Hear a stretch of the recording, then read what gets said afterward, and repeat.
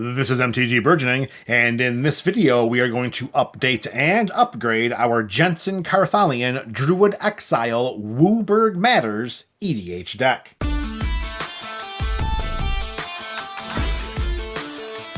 Thank you for joining us for another installment of the Up and Up series. Today we are updating and upgrading Jenson Carthalion. This is our WUBRG-centric deck, where it's all WUBRG all the time. If you've missed any other installments of the Up and Up series specific to Jenson, or you want to take a look at the deck tech or view the deck list, you can go skulking around in the description, where you will find a link to this build's deck tech.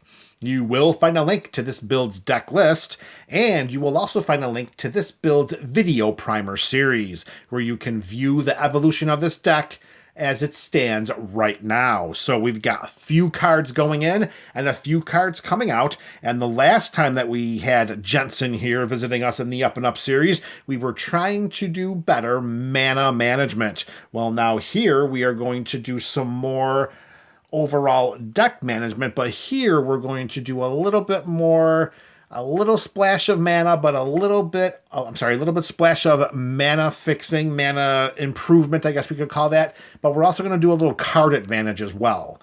We're trying to make sure that we can sculpt this build to be as formidable as it can be, because in trying to cast as many WUBRG spells as possible, we become vulnerable to the not having the right kinds of mana, just the usual 5 color sidesteps that we might experience during a game. This is going to help with some card advantage. So let's get some examples shown as we continue right now. The first new card going in, it is Path to the World Tree. Now this is an enchantment for 1 and a green, and when it comes into play, we search our library for a basic land, we reveal it, and we put it into our hand. Now, if you remember from the last time we left off with this series, we made it a point to make sure that although our WUBRG deck is so dependent on WUBRG mana, that it would be a disservice to create a land base that's filled with nothing but non-basic lands. We want to make sure that we have those basic lands in our library so that we can benefit from peripheral land ramping abilities from cards that our opponents might cast, like Path to Exile, Assassin's Trophy, Veteran Explorer's trigger. How about Field of the Ruins trigger? We want to make sure that we can put those lands onto our side of the battlefield. And since we have some basics in the deck, let's take advantage of playing Path to the World Tree. So what we're really doing here, although it's not a direct rampant growth because it doesn't put it into play, it does put it into our hand, ensuring that we don't miss a land drop that turn or a subsequent turn in the future. More important for us, in addition to getting that land ramping, is its activated ability of 2 generic mana and WUBRG mana. We can do that and sacrifice Path to the World Tree to gain 2 life and draw 2 cards, have target opponent lose 2 life, and then Path of the World Tree deals 2 damage to up to 1 target creature, and we create a 2/2 green bear creature token. In a vacuum, separately, outside of the card draw, those abilities might not seem like they're going to add up.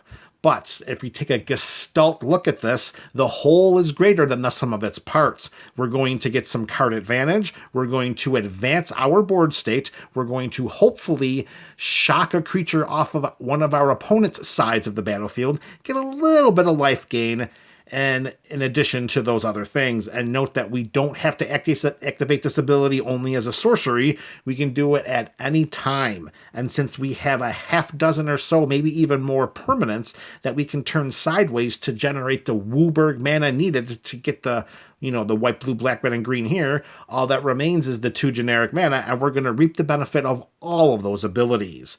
So Path to the World Tree slots in very well in this deck, even though it's not a WUBRG spell, but that WUBRG activated ability still rings true to the theme of this deck.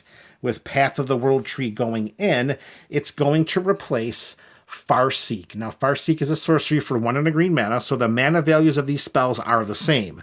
But with Farseek, we search our library for a Plains, Island, Plains, Island, Swamp, or Mountain card, and then we put it onto the battlefield tapped.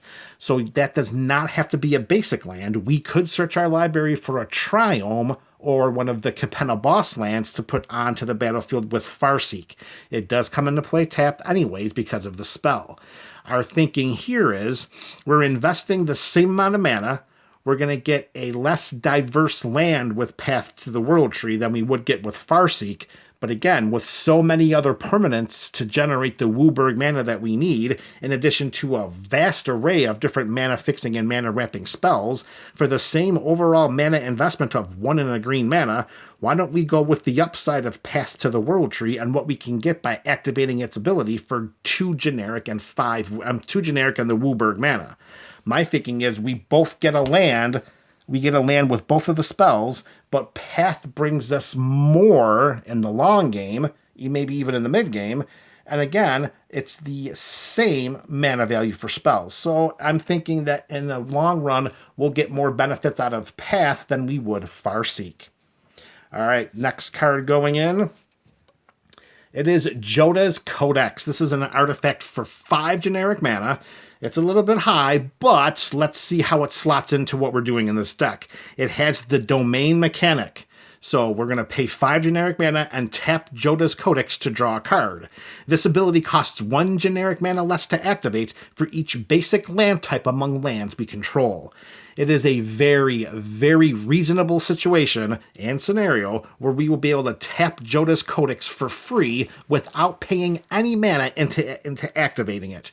We should have no trouble whatsoever having all of the basic land types needed to activate that artifact just by tapping it to draw a card. So that overall investment of 5 mana up front should yield very favorable results as the game moves on by just being able to tap that artifact to draw a card.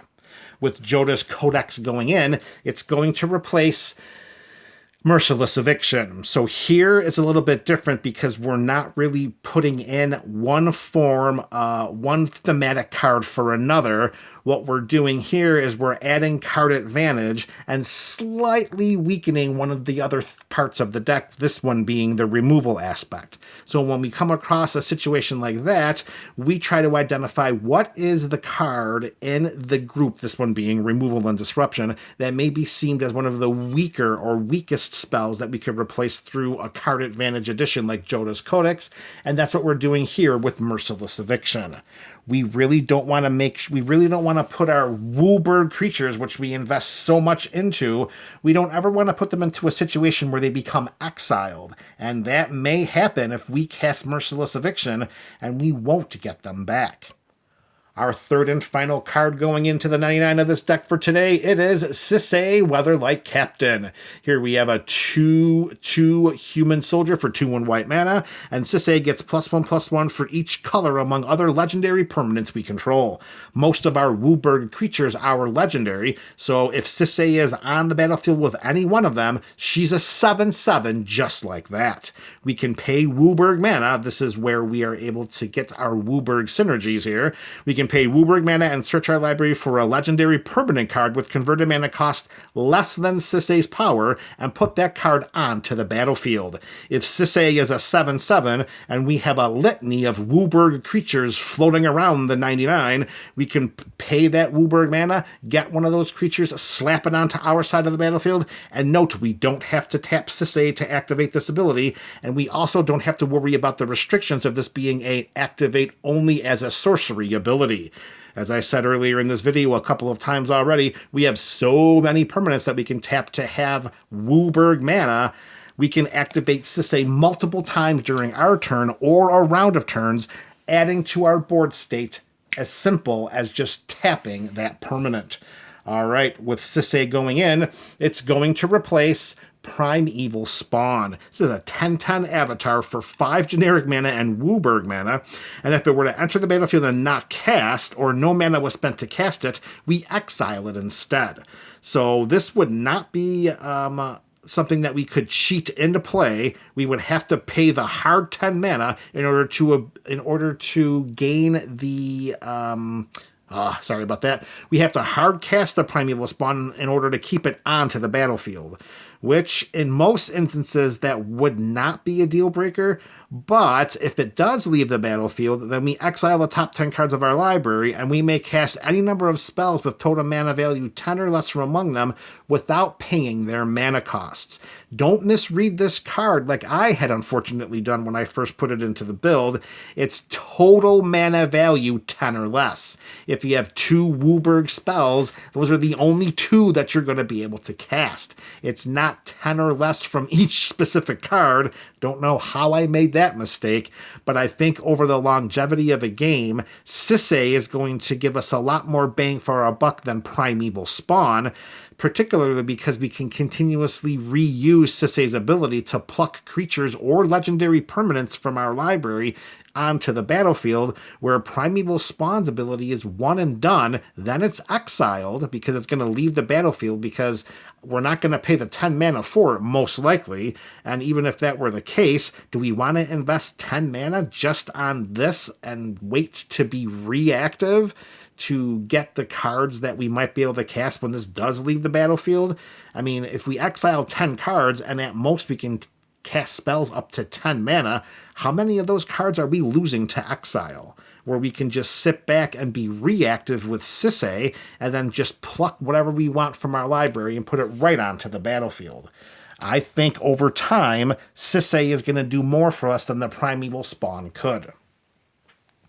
All right, there you have it, MTG BC. We got a few cards going in, a few cards coming out, and a lot of words spoken for just 3 changes. You let me know your thoughts about these changes in the comment section below. This is MTG Burgeoning, your channel for all things Magic.